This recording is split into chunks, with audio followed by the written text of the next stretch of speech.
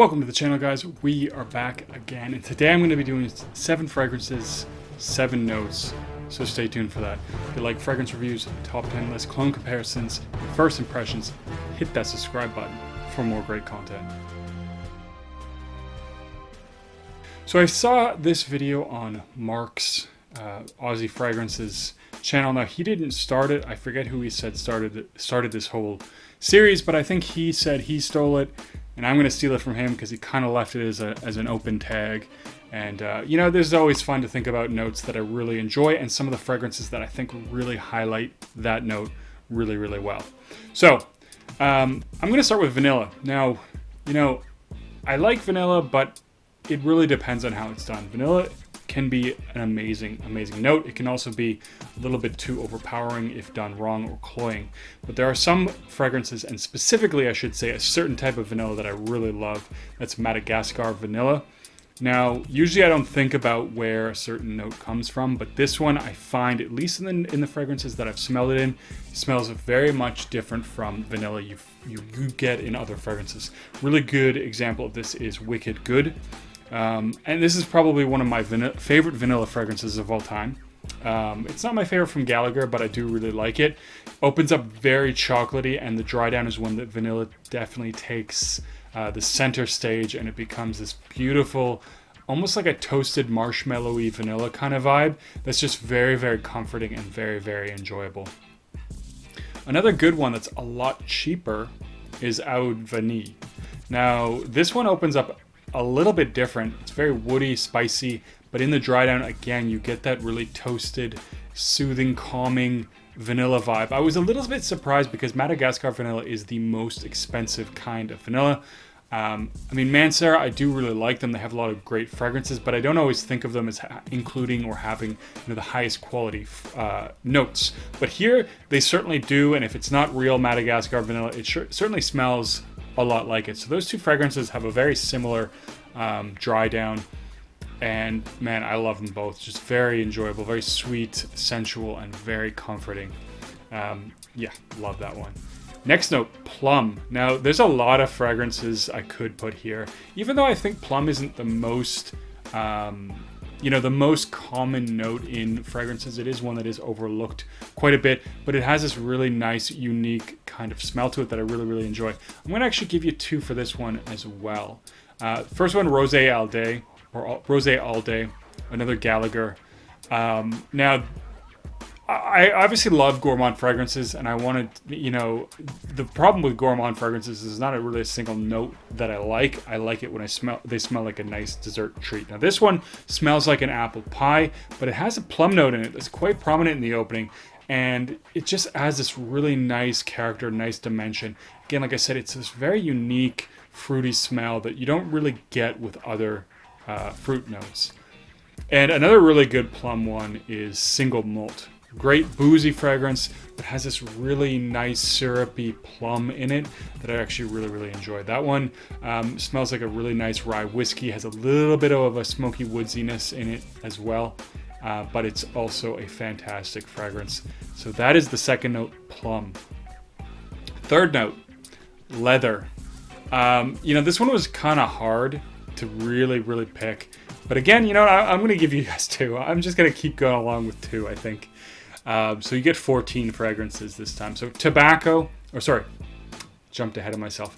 Leather. I'm going to go with Saddle. Saddle is nice because it is that really sweet kind of luxury leather fragrance. It's the same, in some sense, it's the idea of, you know, that sweet raspberry that you get with Tuscan leather, but it's not a sweet raspberry. It is a beautiful butterscotch and caramel vibe. Very, very nice, sweet, little bit gourmandy without being like full-on gourmandy, and a very luxurious, slick leather kind of a vibe. Now, on the other end, I'm actually going to go with Royal Leather. I want to go with something a little bit different. Ombre Leather is an easy one, but I want to go with Royal Leather because it is a little bit different. It's one that's not talked a lot about by Kilian, but if you want like really nice in-your-face leather fragrance, this is the one. To me, this one, like, it's way more aggressive leather than Tuscan leather ever was, in my opinion. Really, really aggressive, almost industrial kind of leather in the opening.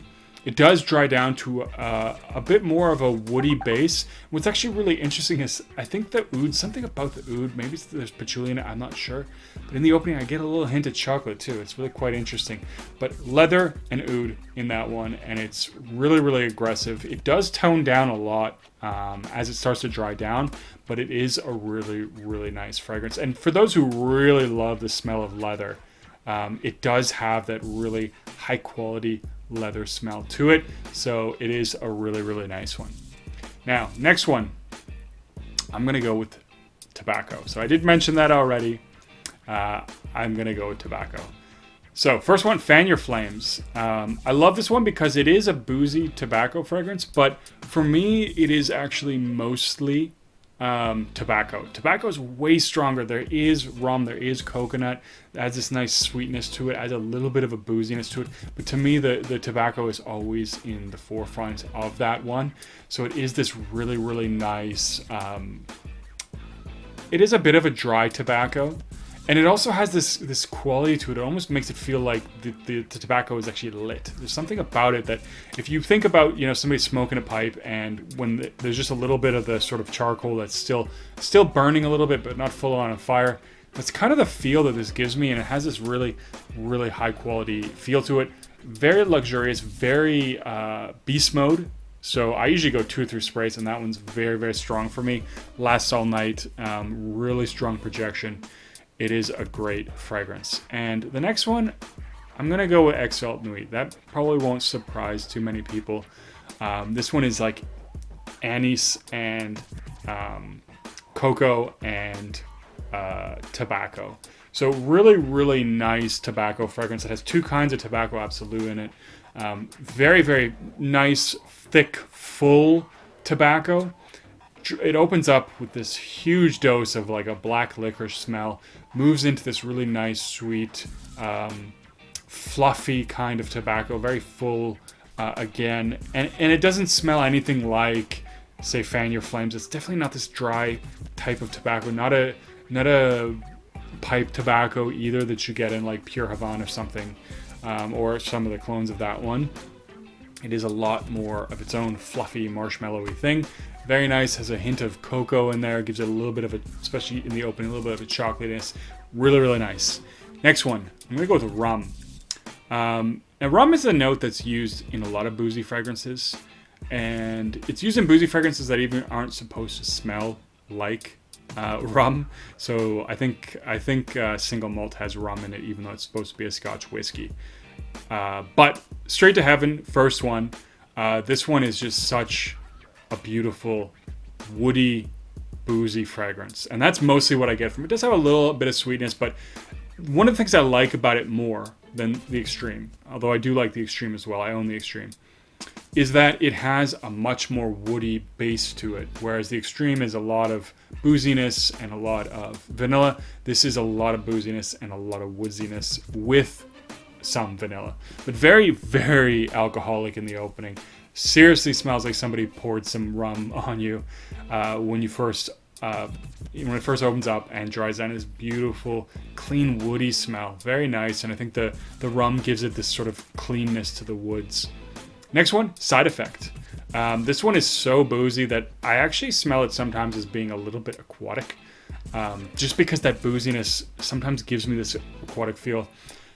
And it's really, really nice. Like, this one has a lot of things in it that I like, but it's super boozy, very sweet. Some people do think about it as a little bit feminine, which I guess I can see. Nice, beautiful cinnamon note as well, which is a good segue because the next note is cinnamon, which I really love in fragrances. I think there's just, I think it's just fantastic. So, cinnamon, I'm going to go with Angel Share. The cinnamon in this one is done really, really good. This is, again, a concoction of a lot of things that I like. It does have a boozy apple pie vibe, but a very luxurious, very sensual cinnamon. The only real complaint I have with this fragrance is after about 6 hours, I do sometimes find it starts to smell a little bit weird, but it has a really glorious, 6 hours. Very, very good. The opening, the first 2 hours are 10 out of 10.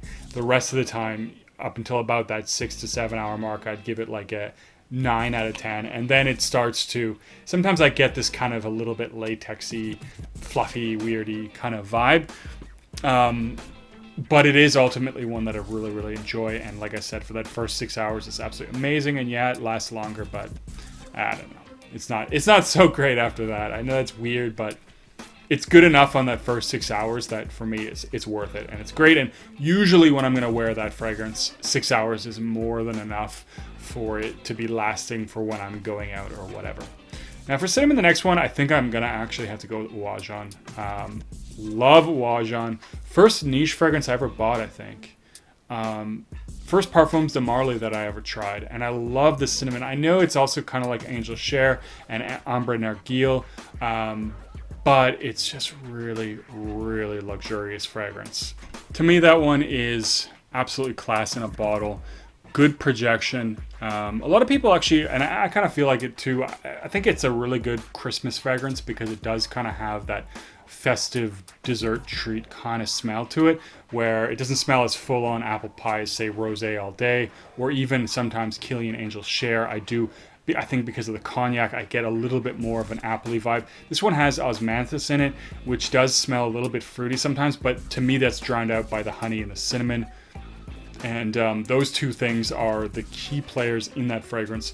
Very linear, but that's okay. It smells really fantastic, performs really well. It's one I've also gotten really fantastic reactions from a lot of people from. So other people really enjoy this fragrance too. I mean, that's not the primary reason I wear fragrances these days, mostly for myself, but of course it is nice that other people think it smells nice. I don't want to be stinking up the place with some stanky ass oud or something like that. So we are to the last note number 7, and that's mint. So you might know what I'm going to pick here. There's two I'm going to give you as well.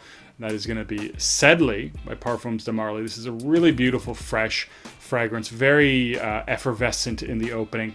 And the mint adds this really beautiful, crisp vibe to it that I really, really love. There's just this really punchy, crisp feeling to it that really is very refreshing, very uplifting.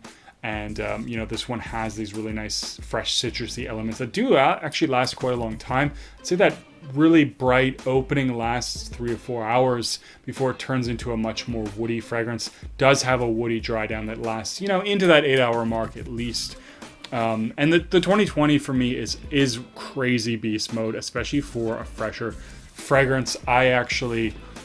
it's kind of hard to believe that it can project that much. 2 sprays sometimes I almost feel like, for me anyways, with my pH, my skin, how it works is maybe a little too much, because even 3 hours later I'm getting crazy sillage. And I find that most fragrances, even if they're projecting quite well, I don't get a lot of the sillage. I have to rely on whether or not other people can smell it a lot of times, unless it's someplace that I can actually smell it, like on my hand or something where I can, move my nose to it. But this one, I'll be smelling it like crazy, which is nice, of course. That's the one thing that is frustrating about a fragrance. You put it on, a lot of times you can't even smell it. It's like, why? Why am I doing this?